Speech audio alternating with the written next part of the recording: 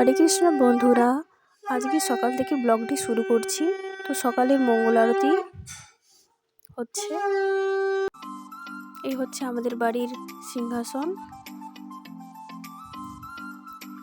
এরপরে আমি আপনাদের সাথে একটু বাজারটি শেয়ার করে নেব। এখানে সব কিছু টাটকা সবজি বাজার থেকে নিয়ে এসেছে। টমেটো, বেগুন, ভেন্ডি, কাঁচা লঙ্কা, শাক সব কিছু। আর এই যে আমার মেয়ে ঘুমোচ্ছে, তো এই ফাঁকেই আমি রান্নাবান্নাগুলো সেরে নিচ্ছি। কিছু হাতের কাজ সব সেরে নিলাম। তো এরপরে আমি রান্নাটা শুরু করব। প্রথমে দুধ গরম করে নিচ্ছি। দুধ সাগু বানাবো আমার মেয়ের জন্য, অল্প করেই বানাবো।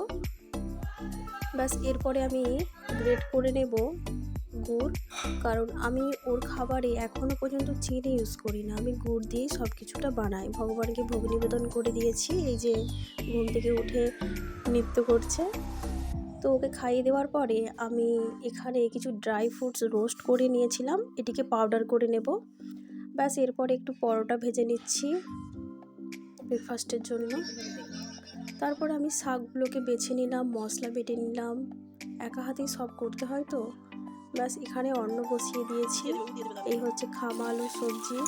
আমার খামা আলুর সবজি আলাদা করে আমার চ্যানেলে দেওয়া আছে, আপনারা চাইলে ওখানে গিয়েও দেখতে পারেন। আমার তো খুবই ভালো লাগে। এটিকে মেটে আলুও বলে যদিও।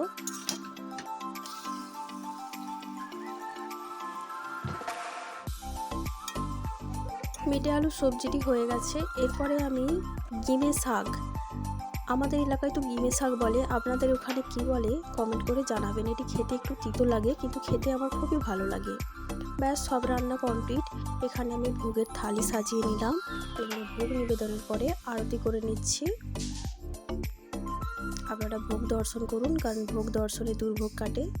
তো আজকের মতো এখানেই। আপনারা ভালো থাকবেন, সুস্থ থাকবেন। হরে কৃষ্ণা।